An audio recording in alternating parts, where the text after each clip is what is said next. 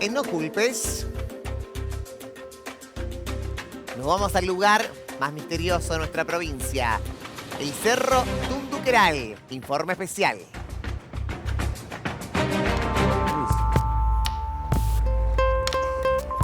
Bueno, se le pide permiso a la Pachamama, por eso se le pide permiso. Estamos en uno de los lugares más energéticos de nuestra provincia, el Cerro Tunduqueral. Y Bueno, contanos un poquito qué es lo que vamos a hacer. hacemos entrega, ¿sí? Recibimos con dos manos, ¿ves? Porque bueno, es la cultura de estas tierras, ¿sí? Las ancestras de América. ¿Ves? En este caso, la Madre Tierra nos entrega un poco parte de su existencia, su vida. Está floreciendo esta planta bonita, se llama salvia. ¿Ves? En caso de la salvia, bueno, entregamos, ¿sí? Gracias. Bienvenido. Por favor, por solo. ¿La huele?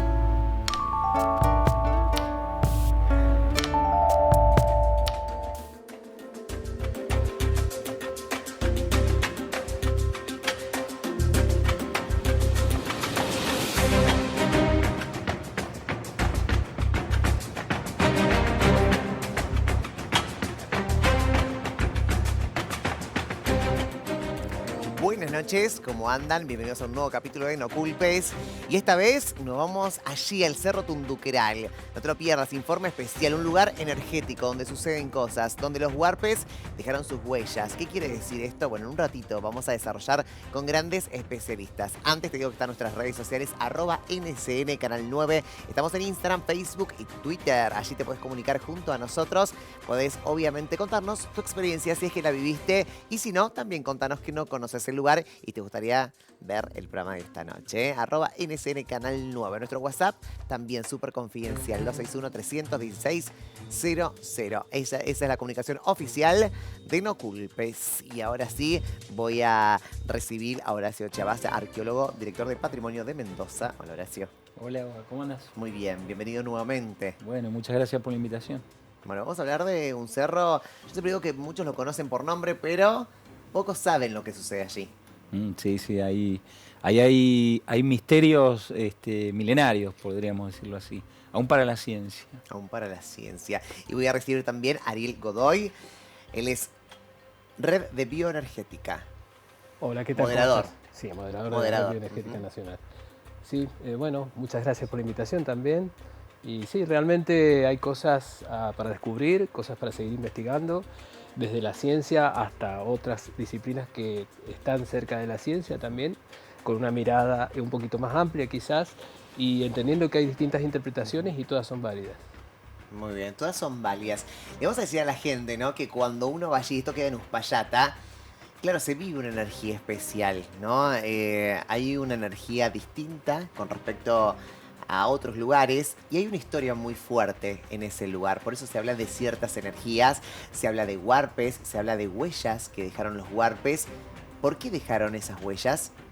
Bueno, en un ratito lo vamos a saber y vamos a desarrollar. Vamos ahora sí, nos metemos de lleno, los invito a ambos a la primera parte del informe especial del Cerro Tunduqueral. Cuando usted quiera, señor director, ponemos play.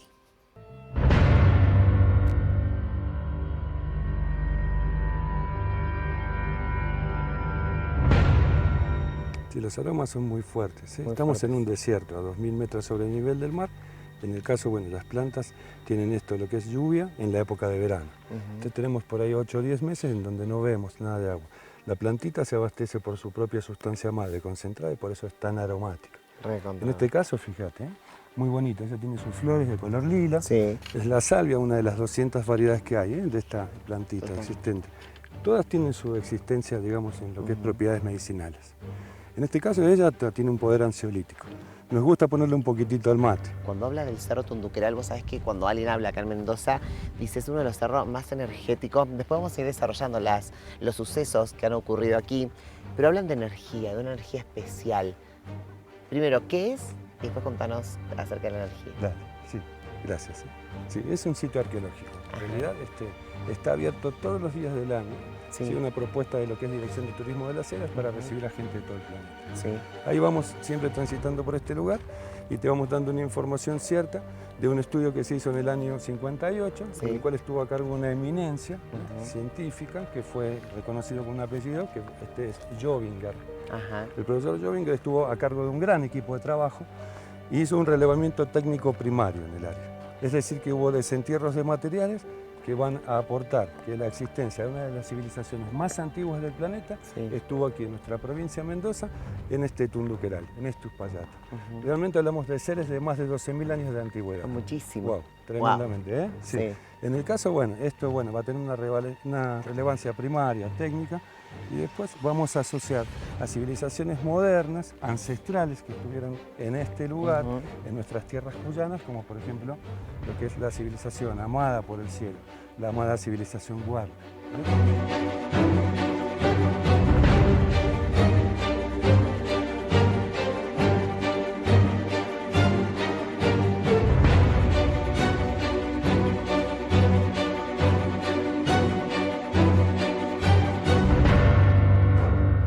Y finalmente vamos a tener en lo que es la base de la cordillera de los Andes, Sí. un camino que se extiende desde esta nuestra maravillosa provincia hasta Colombia, a una región que se llama Pasto.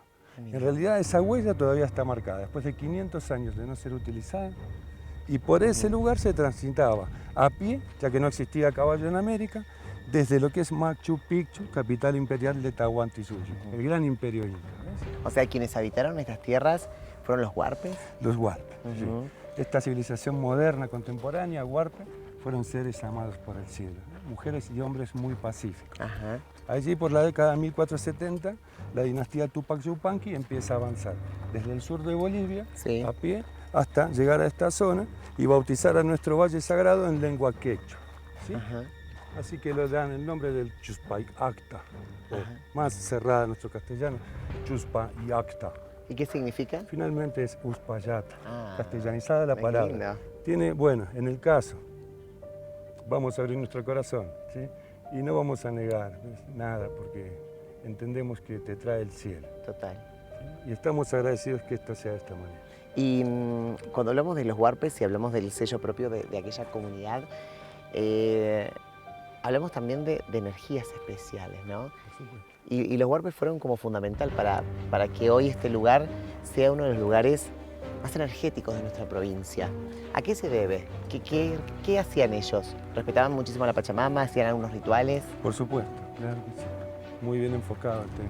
En realidad todas las comunidades americanas Sí. tenían en sentido común la convivencia, en principio con lo que es la madre tierra, Sí. bueno, en el caso, como bien dijiste, el Pachamama, y bueno, estamos hablando de la existencia del Padre, ¿no? En el caso, bueno, Inti, ¿sí? Estamos hablando de distintas comunidades. Sí. Bien, en el caso tenemos, bueno, también la referencia de Huarpe, como ser Apu, Uno, Huar, vamos a sentir diferentes terminologías que van a adjudicar a la existencia viva de la montaña, ¿no?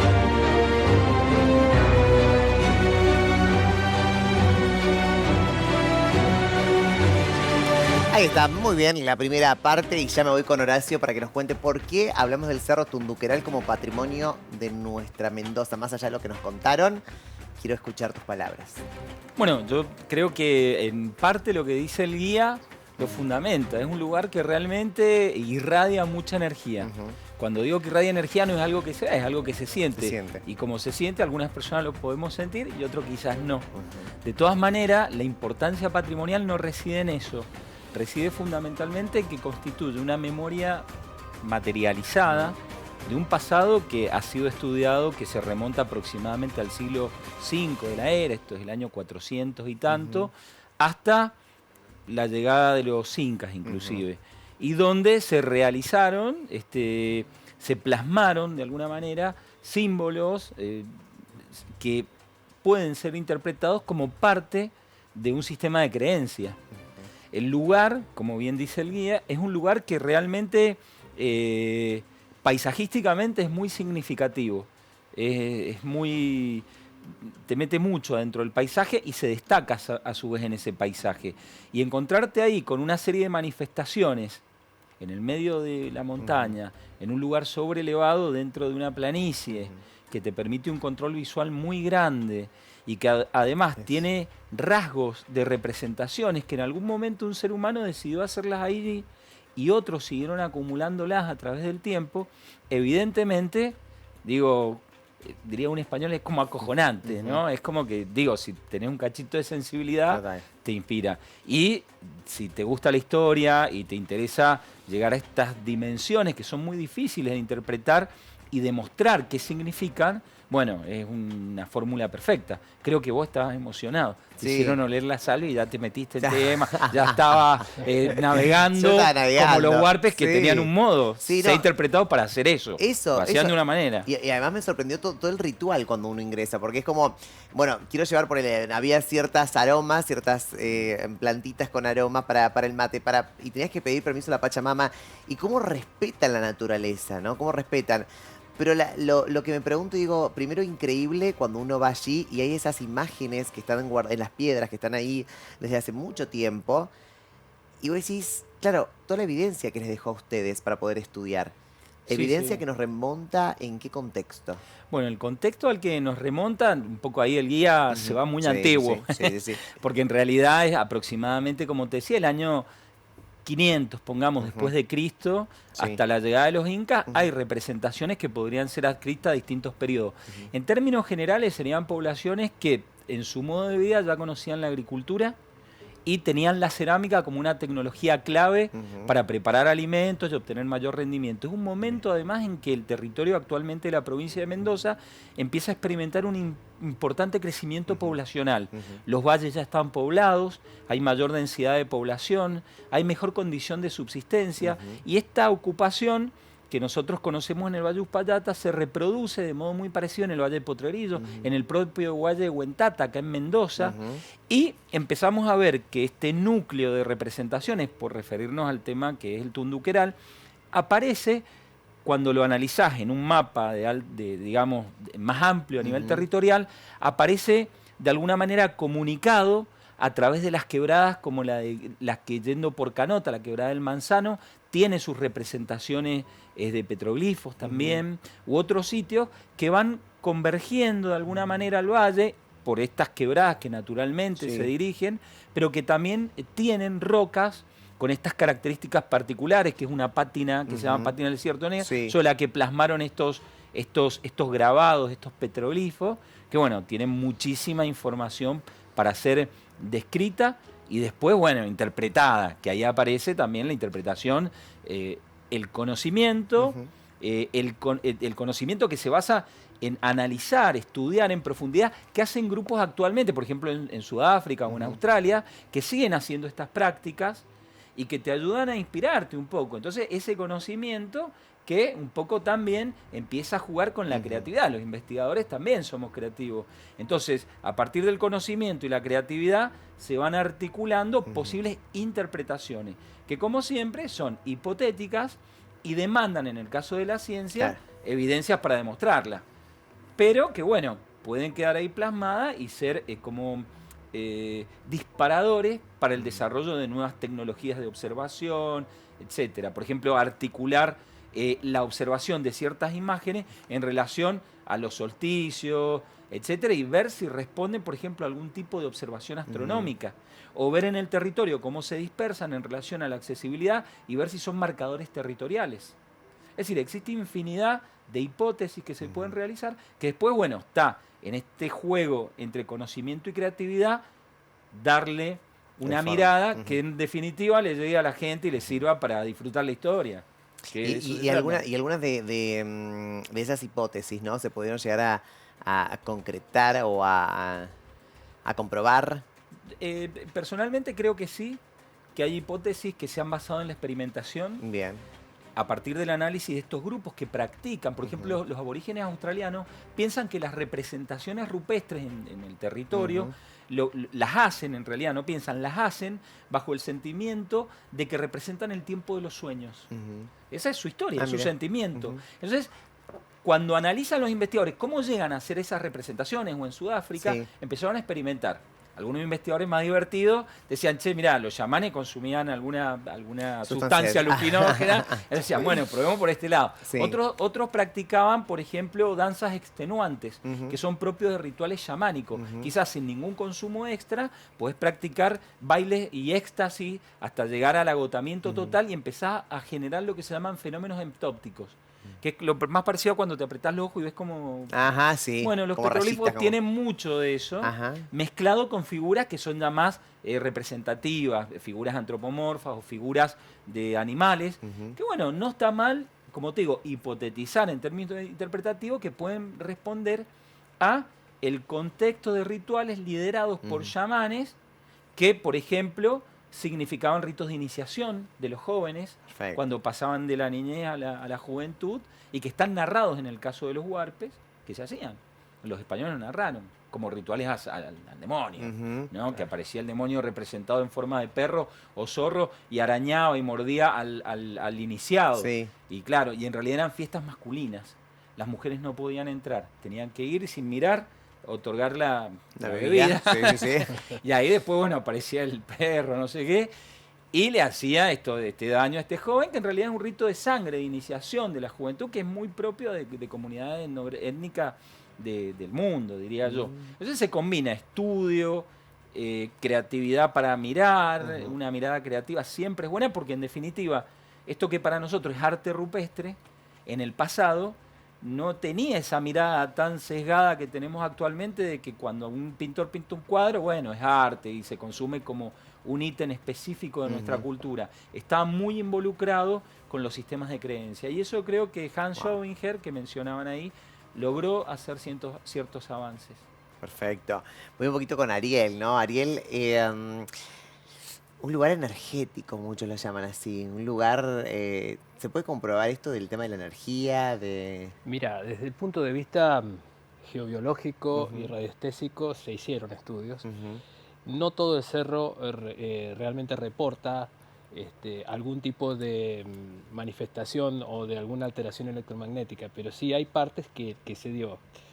Tengamos en cuenta que el Valle de Uspallata está, si conocen lo que son las líneas ley que unen centros, digamos, definidos, son líneas convencionales, que unen distintos centros que de alguna manera representan lugares sagrados en la Tierra, así como en Irlanda, en Europa la línea de San Miguel, que es una línea recta que une distintos siete grandes lugares sagrados que llegan desde Irlanda hasta Israel. Nosotros acá en Argentina empezamos a hacer un estudio similar ya desde los años 80, por ejemplo, la línea que une lo que llamamos el Cerro Uritorco con el Cerro Aconcagua, dos lugares sagrados, pasa por Uspallata. Claro. Entonces, desde ya sabemos que por una cuestión de definición de las líneas ley, cuando hay una línea de esas, se encuentra una línea de esas, bajo esa línea vamos a encontrar lugares que también representan un punto de fuerza, ¿sí? Pero tiene que tener ciertas condiciones. Esos puntos de fuerza realmente tienen que reunir 4 condiciones o 5 condiciones fundamentales, que también tengan este mismo esquema, que tengan algún planteo, como decía recién Horacio, gente que haya dedicado su tiempo no solamente a hacer una cuestión de arte, sino también plasmar su creencia en roca. Tiene que haber agua en distintos estados, puede ser líquido o sólido, como en Aconcagua, con algún tipo de roca que tenga posibilidad de transmitir ionización al aire. Cuando esa ionización se transforma en ionización negativa, que es lo contrario al viento sonda, en el viento sonda tenemos ionización positiva y eso nos pone mal a los mendocinos, lo conocemos bien. La ionización negativa sí permite ciertos estados de concentración y por supuesto la meditación induce a todo eso, por eso la gente todavía compra ionizadores que generan ozono o ionización negativa. Y en el Valle de Uspallata, en distintos sectores, también donde hay otra línea ley que une lo que es Aconcagua con otro centro que está más al norte, también atraviesa el valle, entonces tenemos un lugar donde hay varias líneas ley.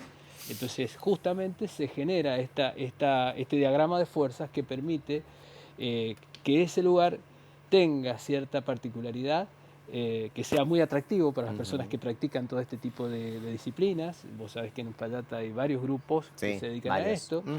Entonces, bueno, realmente lo que fuimos encontrando a través de la red, a través de nuestros amigos, gente que de alguna manera y en forma totalmente desinteresada comenzó a hacer estudios tanto en San Alberto como en Punta de Vaca, como en distintos lugares donde realmente se daba esta particularidad de ionización negativa, y eso ayuda muchísimo a la concentración. Realmente es muy, muy particular y pudimos objetivar eso con distintos grupos que no están en el tema desde los años 90 hasta ahora, y los llevábamos para ver cómo se sentían realmente.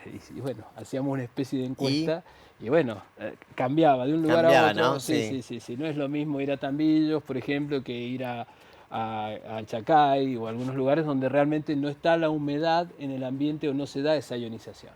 O sea, hemos llegado a una conclusión de que es medible esa situación en algunos lugares. Bien. El Tunduqueral para nosotros simboliza un punto llave, o sea, es decir, esas representaciones que están ahí nos indican de alguna manera, en una de las interpretaciones que tenemos, la distribución de esos puntos especiales dentro de nuestra geografía.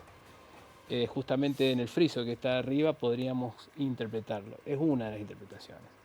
Y por supuesto también un lugar donde hay representaciones muy, muy puntuales, como en la cresta que está arriba, que es un símbolo que directamente no tiene nada que ver con nosotros, y para nosotros implica generar un origen, o de dónde vinieron, ¿no? O sea, estamos hablando de casi 2 siglos, y bueno, culturas totalmente diferentes, sistemas de creencias totalmente diferentes, y eso también hace que cada vez que nosotros vamos a desarrollar algún ejercicio, alguna tarea ahí, también necesitemos un respeto especial, presentar un respeto especial, porque son distintos sistemas de creencia, tanto el nuestro como el que en aquel momento estuvo. Ahí te voy a seguir preguntando porque me interesa saber cuáles son las comunidades, ¿no? que van al lugar, que practican, ¿no? Esto, pero en un ratito, porque vamos a la tercera parte de este informe especial en Uspallata, Cerro Tunduqueral.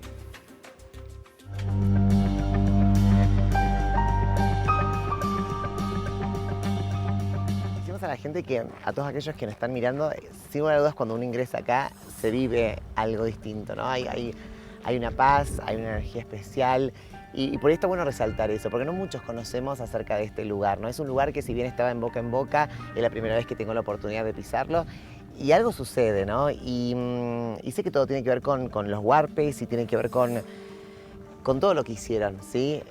Porque ellos fueron fundamental, una pieza fundamental para este lugar. Por supuesto. Gracias, sí. Cuando hablamos de ancestros, ¿no? Y sé que es algo muy importante, ¿no? Y que algo sucedía acá con respecto a los ancestros huarpes. ¿Qué rituales venían a hacer acá las comunidades? Sí, nuestro APU son centros de elevación espiritual. Sí. ¿Sí? En el caso, la civilización huarpe, como decíamos, fueron seres amados por el cielo, ¿sí? Seres muy pacíficos. En el caso se transmitía todo lo que era la parte ancestral de generación en generación. Así que lo que era Tunduqueral era un lugar de chamanismo, ¿sí? Situación por la cual se movía aquí la energía femenina. ¿Sí? Tenemos por culturas lo que es la cultura de estas civilizaciones que nos han volcado, ¿ves?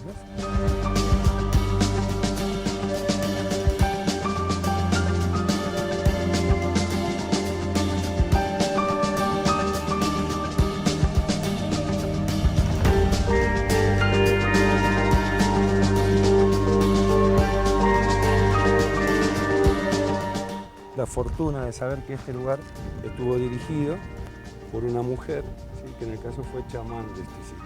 Chamán. ¿Sí? En el caso, bueno, esto está englobado en lo que es ceremonias, hablamos de danza, ¿sí? En el cual estas danzas duraban días, quizás en donde había percusiones e inclusive también había posiciones para la danza.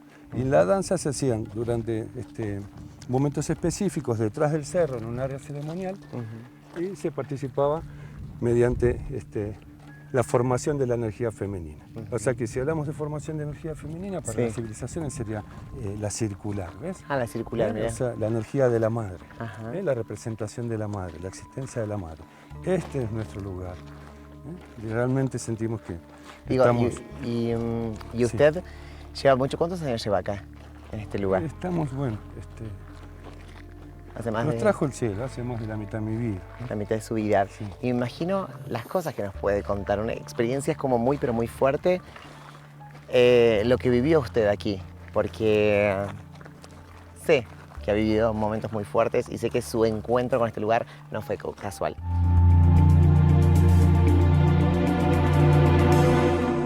Ahí está, quedamos en la incógnita, ya vamos a la próxima parte, pero me decías, Ariel, recién que donde estábamos, si podemos buscar la imagen de este informe, Juanpi, que cuando estábamos caminando con el guía, que ahí hubo un...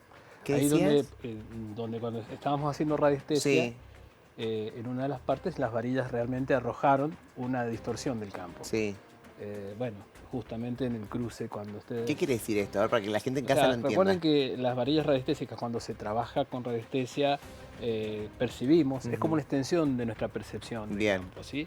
Las varillas sirven para eso, cuando se manejan bien y tienen toda una metodología, es una disciplina, se cruzan en algunos lugares donde hay, digamos, distorsiones del campo, ya sea magnético o terrestre, por distintas radiaciones que tiene el suelo.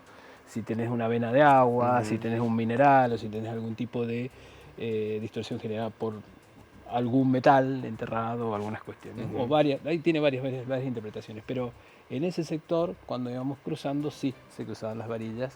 Justamente, no sé si se alcanza a ver la imagen, pero bueno, en ese sector es donde más hemos detectado distorsión. Y arriba, por ¿Y nos supuesto. quiere decir algo esto de la distorsión? Y eso de la distorsión, como te decía, cuando hay ciertos lugares que generan ionización negativa, bueno, facilita todo lo que es, hasta si se quiere, un estado alterado de conciencia, ¿no? Ah, mira. Obviamente que, bueno, también es un trabajo mucho más, como decía recién el guía, son tiempos, un desarrollo, todo un proceso. Por supuesto, esto lo puede explicar mejor un psicólogo, pero desde lo que nosotros hacemos, sí, ahí se puede llegar a generar estados alterados de conciencia conforme a la meditación profunda, y eso obviamente también implica imágenes. Si eso se ayuda con algunos otros tipos de ejercicios, también obviamente pasaría lo que recién se refería, como tú te apretas los ojos y todas estas cuestiones. O sea, pasan, o sea, eso es lo que se ha podido ver. Perfecto, en ese perfecto. lugar. Horacio, ¿se puede seguir descubriendo? ¿O está todo muy dañado? ¿O está todo muy...? No, la verdad que sí, no. Hay que decir que ha sido muy dañado. Sabemos, por eso te pregunto, Sí, quiero que lo sí. digas vos, obviamente. El guía nos dijo que fue un sector sí, donde se realizó mucho daño, sí, donde las mismas personas iban allí a rayar aerosol, pintaban en las piedras. Hubo una etapa Vandalismo. vandalismo que pasa en casi todos los lugares del mundo donde hay arte rupestre. Por un lado, los que van y quieren sacar placas, que lo han hecho, se ven varias rocas que están depredadas, desgraciadamente. Y también, bueno, hubo hace unos años atrás una acción de pintada, que, bueno, genera un daño muy importante, pero sobre todo las acciones de quien la han querido remover. En el caso de la quebrada de Santa Elena, al este de Uspallata, hay un petroglifo que lo pintaron y después alguien fue a tratar de limpiarlo y lo rayó entero. O sea, fue peor la solución que... Sí, que... Pero bueno, ahí estábamos con esto. Y bueno, respecto a esto, me parece interesante reflexionar sobre la mirada del guía. Bien. Porque me parece que entra el plano del extremo de que yo te decía, entre el conocimiento y la creatividad. Bien, Creo que se mete en un plano de la creatividad demasiado absoluto. bien. ¿Por qué? Porque, digo, antes de plantear que es un sitio que tiene un contenido femenino, Sí. habría que demostrar por qué lo es. Para decir que está vinculado a Bien. rituales femeninos, y no solo eso, ir más allá. Sin haber demostrado eso, decir cómo se hacían los rituales.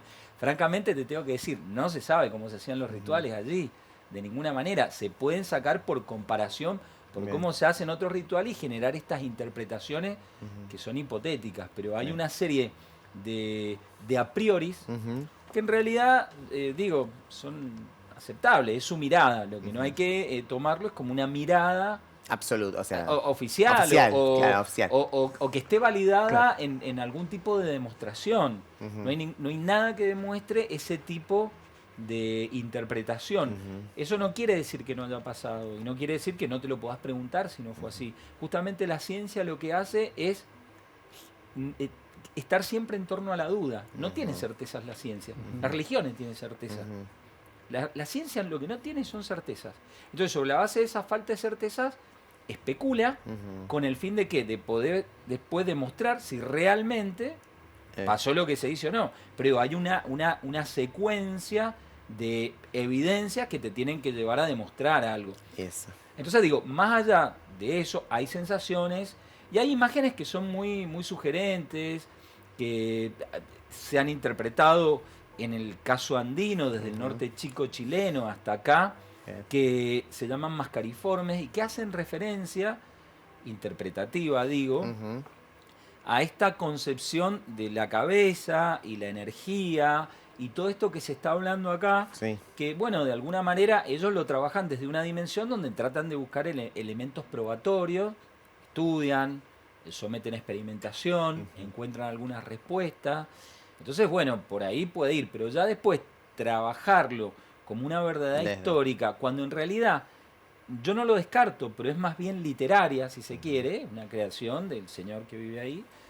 Bueno, está bien, pero digo que eso tiene que quedar claro para el visitante, porque se empiezan a construir historias que en realidad no tienen a veces el sustento empírico, que no, insisto con esto, no la niego, quizá ahí se juntaban las mujeres y hacían el ritual.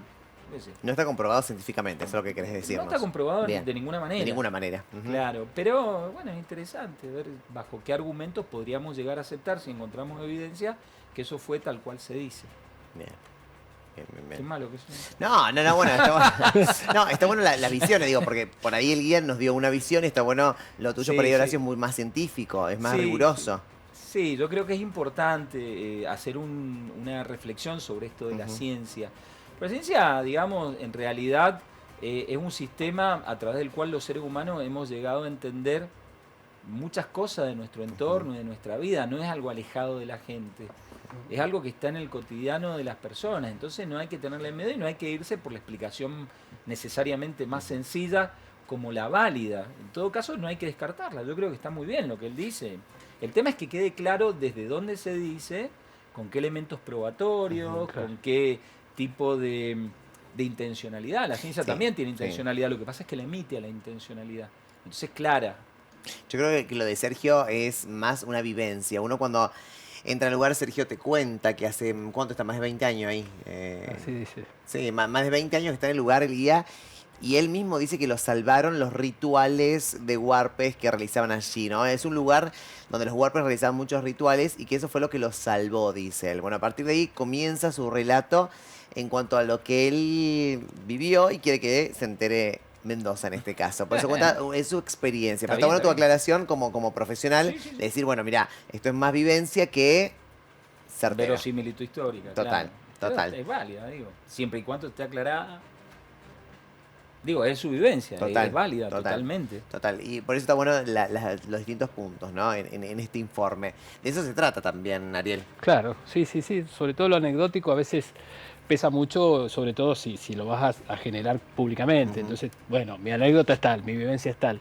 Ahora, que eso sea la verdad histórica, bueno, ya ahí es donde justamente, recordemos que la ciencia también nos permite que toda situación o todo evento sea repetible por cualquier persona bajo las mismas condiciones.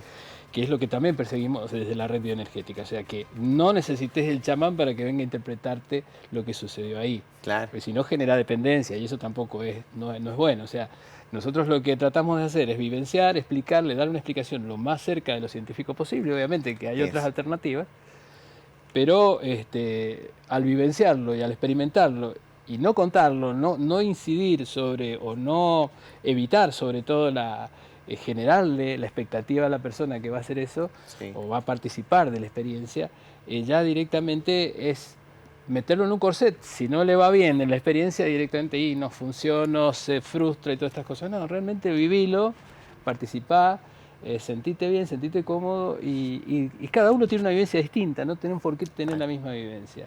Y esto siempre ha sido, tratamos de llevar eso desde la red. Lo que sucede es que hay otros lugares, otras personas que viven, ya te dicen, vos tenés que ver esto, y ya con eso ya vas sometido a esa situación. Yo viví este tipo de experiencia, por eso quiero, y ya te someten a vos a una subjetividad en la cual entras sin querer y que, bueno, ¿podés aceptar o no? Igualmente, Goga, el sitio en sí es un sitio que fue generado bajo un objetivo que fue establecer un sistema de representación que se mantuvo por cientos de años, Sí. se recicló constantemente, Sí.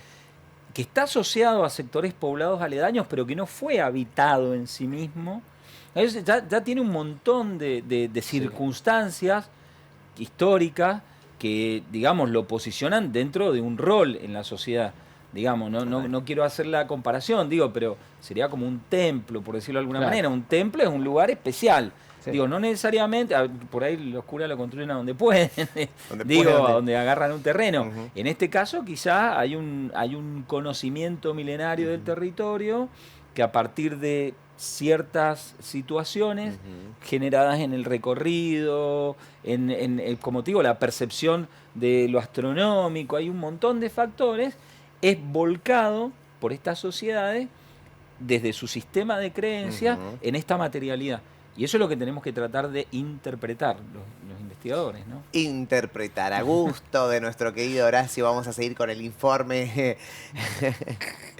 Me encanta, porque Horacio va anotando todo, ¿no? Horacio va Sí, anotando no, pero- absolutamente todo lo que dice Ay, la nuestro- capital del Cusco no es Machu Picchu, la capital del Tahuantinsuyo es Cusco, no es Machu Picchu. Ah, no es Machu Picchu. Porque dijo Me encanta. vamos haciendo como Me correcciones. encanta esto, Ojo, me encanta, me encanta. El profe profesor, Horacio, el profe el Horacio, maestro, el claro, maestro. claro, y la vivencia de nuestro guía, vamos a decir, la vivencia de nuestro guía. Claro. Bueno, está bueno esto también, ¿no? Los dos puntos de vista acerca de un lugar, ¿no? La parte científica, la parte de experiencia espiritual también y la energética. Y cada uno sacará sus propias conclusiones, lo que sí invitamos a todos los mendocinos a recorrer este lugar, a ir, a chusmear de qué se trata. Vamos a la tercera parte, a ver.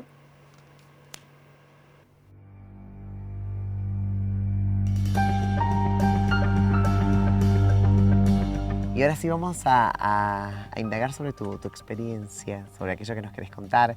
Primero, ¿cómo se conocieron, no? El Cerro Tunduqueral con vos. ¿Y cómo llegás, no? A estar acá y todo lo que ves. Todo lo que Bien, viste y lo sí, que ves. Sí, bueno, muchas gracias por tu pregunta. De muy jovencito estaba andando por esta ruta, la ruta 52, Sí. que viene cruzando el valle, Ajá. desde Mendoza hacia aquí. Ujú. Entré a este lugar maravilloso y en la base del cerro había una tribu, ¿sabes? Estaba ceremoniando, vemos aquí en la base. Sí. En el caso, bueno, me senté ahí, al lado de una jarilla, sin molestar. Sin molestar, estamos y nos cruzamos vista con el abuelito. La tercera que nos cruzamos vista, el chamán nos llamó.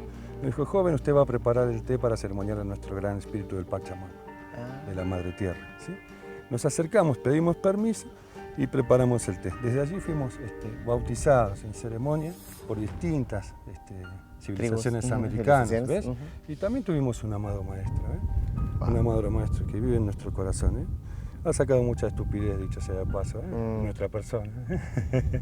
En el caso, bueno, empezamos, ¿ves?, a dar una información porque representamos una institución que es municipio de Las Heras, área de turismo, dirección de turismo, áreas naturales protegidas, y la información precisamente científica le adjudica a este lugar la existencia de un lugar ceremonial.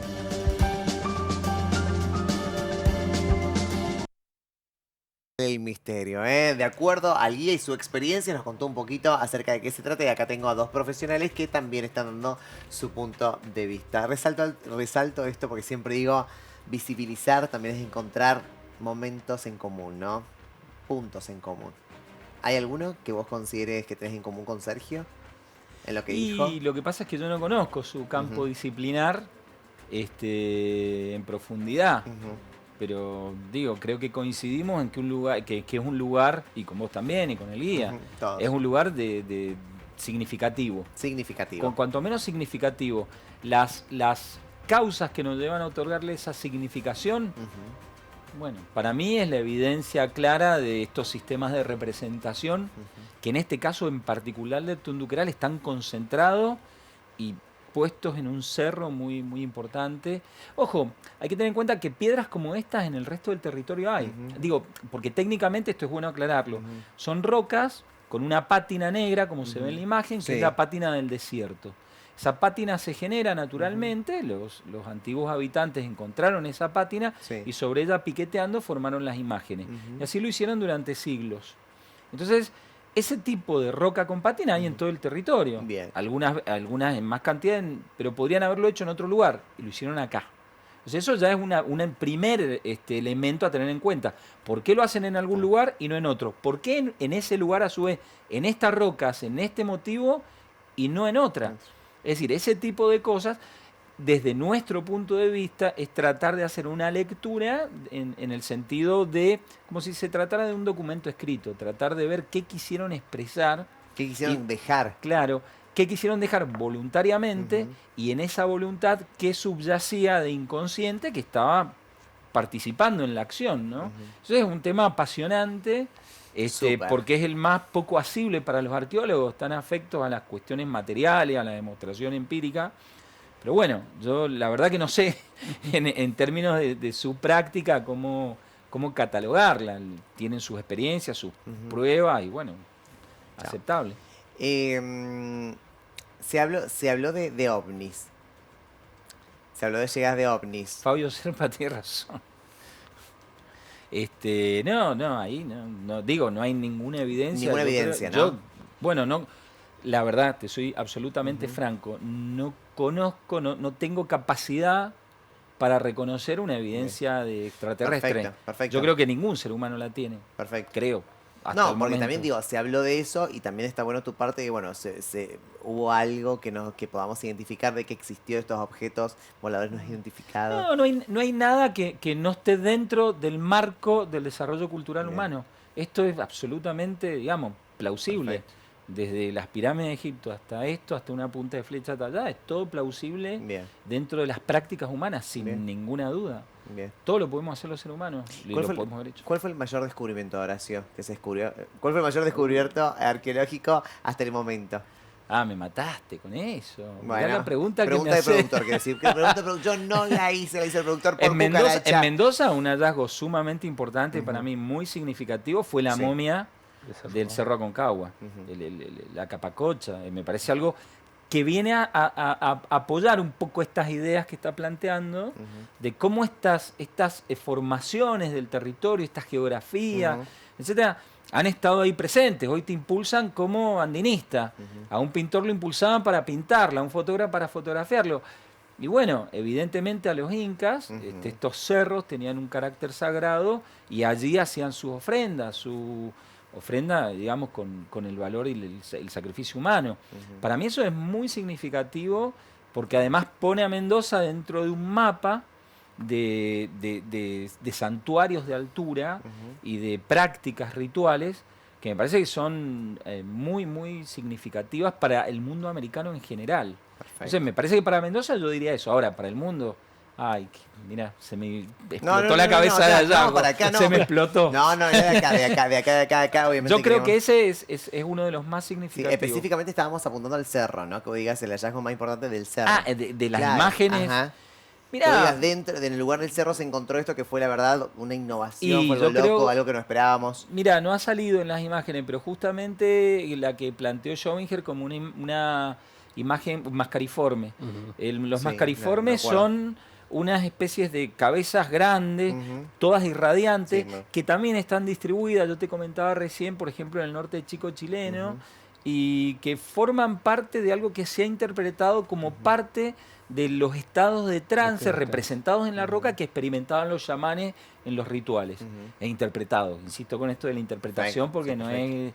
Y existe acá, existe. Entonces nos une culturalmente con todo este sector andino del norte chico chileno hasta acá en torno a estas prácticas. Hay otros elementos en el Valle de Uspallata, como el enterratorio Uspallata-Usina-Sur, donde apareció un entierro con un ajuar que estaría vinculándose también al norte chico chileno. Había una pipa en forma de serpiente, está expuesta en el Museo Salvador Canalfraz de la Facultad de Filosofía y Letras, y que evidentemente servía para el consumo de ciertas sustancias, ¿no? Que están vinculándose, de acuerdo a algunos autores como Schobinger, a las prácticas chamánicas que inspiraban este tipo de representaciones.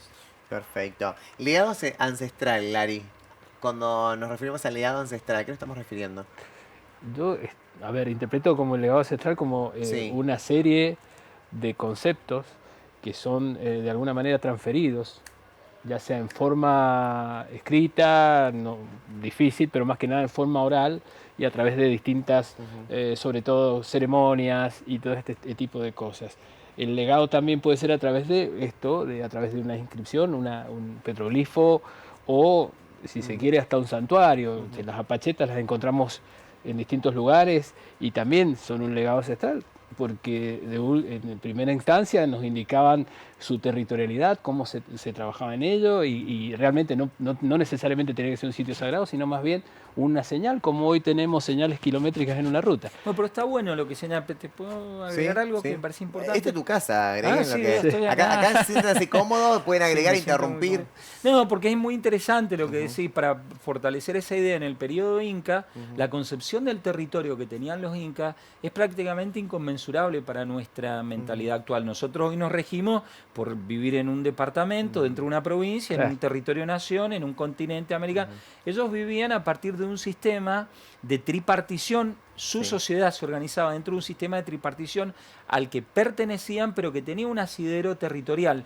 Y ese asidero territorial, partiendo del centro del Cusco, estaba marcado por líneas imaginarias que se llamaban seques. Y tu pertenencia a uno de esos seques marcaba tu linaje y era el que determinaba con qué otra persona te podías relacionar. Mirá, o sea, intervenía en las formas de relacionarte en tu propia vida con otras personas. O sea, el territorio estaba permanentemente urdido con la vida de las personas.